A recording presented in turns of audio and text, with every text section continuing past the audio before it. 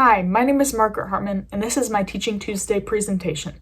Today, I'm going to be teaching you guys about how to care for a pig, more specifically, a market hog, because that's what I have to work with at the moment. I think this topic is really important because a lot of people are under the impression that farm animals are very low maintenance and don't require a lot of effort to raise, when in reality, there's a lot that goes into raising a market animal properly and making sure that they are healthy and safe. Also, a lot of people will buy pets on a whim and not really understand the full extent of what kind of care that pet is going to need. And I think it's really important that people do their own research and understand what they're going to need to care for whatever pet they're taking responsibility for by buying. Today, I'm going to be teaching you guys about pig cleanliness, nutrition, and health. So first, let's meet the pig that I'm going to be using today. This is Tuesday. He is not my pig, he's actually my sister's, but she's at college right now, so I'm helping take care of him. He's a barrow, which means that he's a boy pig, and he will be shown all around the state by my sister, wherever she decides to take him this spring and summer. So his care will be a little bit different than if he was a pig that was just for eating and not really for showing. So next, we're going to talk about housing and proper conditions for your pig. So this is where Tuesday lives right now. It's a room out in my garage and it's insulated. It stays nice and warm and dry for him. That's really important for animals with hooves because they can actually get something called hoof rot if they're in a wet environment too long. And there's a heat lamp to keep him nice and warm. Well, he needs that. And here is where he'll live when he's older and the weather is warmer. He's going to need more space. Typically, though, this will be used for multiple pigs. That's just because it is such a big space, and it has this inside portion you're seeing now. It also has an outside portion, so they can get some fresh air, sunshine, but you can't keep pigs fully outside because if you do, they will get sunburnt. Their skin is very sensitive. So next we're going to talk about cleaning. This is really important because, as I said before, if you put an animal with hooves in an area that's wet for too long, they can get something called hoof rot, and it really hurts them to walk on their feet then, and it's really just not good for them in general. So this is all the supplies I'm going to be using. You need a shovel or something to scoop out all the old stuff with, something to put it in and carry it around to wherever it needs to go. Gloves are a must. You don't want that stuff on your hands. And I also have the sawdust that I will put in after. We use sawdust specifically because it's a very absorbent material and it helps a lot with the odor. You would expect this room to smell nasty because of how dirty it was at the time, but it really was not that bad. Maybe that's just me being desensitized, but sawdust really helps with all of that. So now we're getting into the actual cleaning part. Basically, you just scoop all of your old or dirty shavings into a bucket or whatever you're moving it in, like I am, and then you take it out. You want to dump it somewhere where people aren't going to be walking. You can also use it as fertilizer if you have a garden, though you might want it to break down a bit before you put it straight on your plants. You can also see in this video that I'm wearing overalls and a jacket.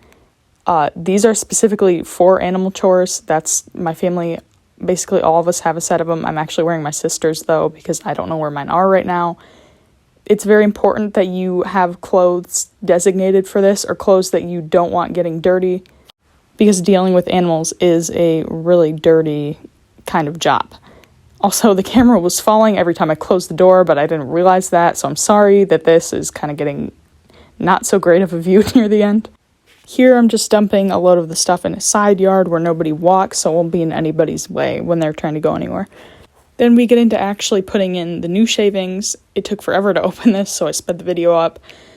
Basically, you just get it out of the bag and kick it around. It doesn't look like a lot when it's in the bag, but you can see how compacted that was, and this actually covered the whole room. I didn't need any extra. The next thing I want to talk about is cleaning, but cleaning the pig itself. There are many different ways you can do this and different levels of cleaning that can be done at different times, so I'm going to kind of go through all of those. The first kind of level is just brushing the pig off. This just kind of gets off shavings, whatever debris might be on them, just makes them look a little nicer. You do this basically only before you're about to show them. Usually they're fine with just having some shavings on them. They don't really mind. And as you can see, this was not an easy process for a young pig like Tuesday, who is not super used to people. In the first clip, I was just brushing him with nothing in front of him, and he was really distracted, not wanting to be brushed, not wanting to be bothered. In this one right here, I gave him water, and he was kind of distracted. I thought it might work, but it didn't. But in this clip, he's eating his food, and he loves his food. So he was really, he let me come right up to him and brush him. He was totally fine with it. So this is kind of what I recommend for anybody who wants to brush a pig, I guess.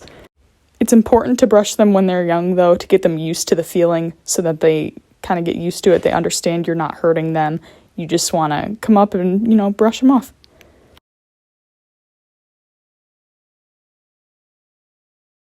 In the summer, you can hose down pigs. They really like it when it's hot out.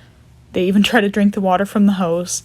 Sadly, I don't have footage of this, and I can't really record any footage because if I hose down the pig now, it would be way too cold for him. He would hate it. So I'm going to refrain from doing that. You can also wash pigs using a livestock soap.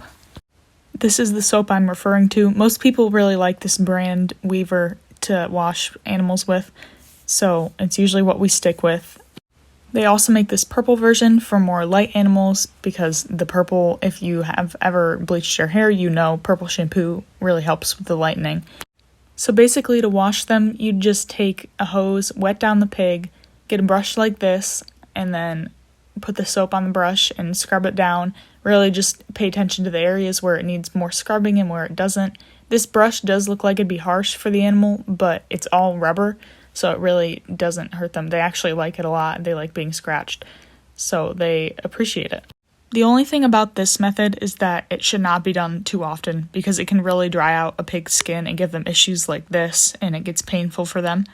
To make sure this doesn't happen, we use a spray like this, which makes them nice and shiny for the show ring and just gives them back that moisture that they lost from washing without any of the dirt. So now we're going to get into how you actually feed a pig. So pigs in general need around 16% protein in their diet. This is the feed tag from the feed that Tuesday eats, and the feed tag can tell you all about it. It's basically like a food label for humans, but instead it's for pig food. And it actually says in the name 16%. So that tells you the protein. A lot of times if there's a percent in the name, that is the amount of protein. But you can also see in the smaller writing on the first row, it says crude protein. So if it's not in the title, that's where you can find it. And you can see that this one is 16%. So feeding Tuesday actually starts inside my house. I fill up this cup about halfway, so it ends up being about a cup of water. I want to make sure that it's warm water too. And after this, since this cup goes to the barn a lot, I like to sanitize the sink just so it's clean. So that's what I'm doing now. I let that sit, I wipe it down, just to make sure everything's sanitary. I don't want to be spreading anything between us and him or vice versa. So I want to make sure it's all clean. So now we get to the food itself. I take about a scoop of this, which is about a cup and a half. And I've already poured my water into this dish, and I pour it all together. And then we have this specific spoon for mixing this, so don't worry, it's not from my kitchen, it stays out here. So I just mix the food together until it's kind of like oatmeal consistency, I want to say.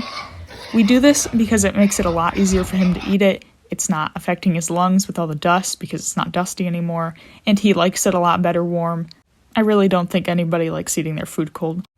Now we're going to get into the most important nutrient, which I also find to be the most overlooked. With this, I'm talking about water. This also starts in my kitchen. I put this jug in the sink. I start filling it up. Make sure it's about half full or however full I need it. And then I turn it off, obviously. Sanitize the sink again because I, again, don't want any germ spread between us. That would not be good.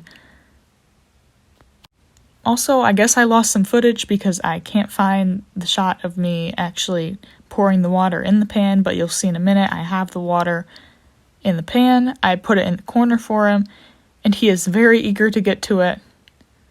He loves food almost as much as he loves water, so he really likes this, and I make sure it's nice and fresh for him.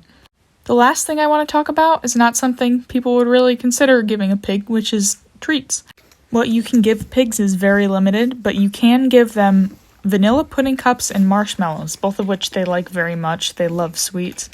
So here are just some clips of me giving some marshmallows to Tuesday. You can see he really likes them.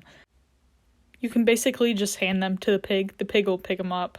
And even if they do drop them, you'll see in a second that he does drop his. They actually find it again right away because they're very smart animals and they know where the food is. So in conclusion, taking care of a pig takes a lot more than you would really think. You have to make sure that its area is clean. You have to make sure it has proper feed that has at least 16% protein. You want to make sure its water is clean at all times. And you want to treat them whenever possible. I hope that this was informative and you guys learned something or at least enjoyed it a little bit. And that's all I have today. So thank you.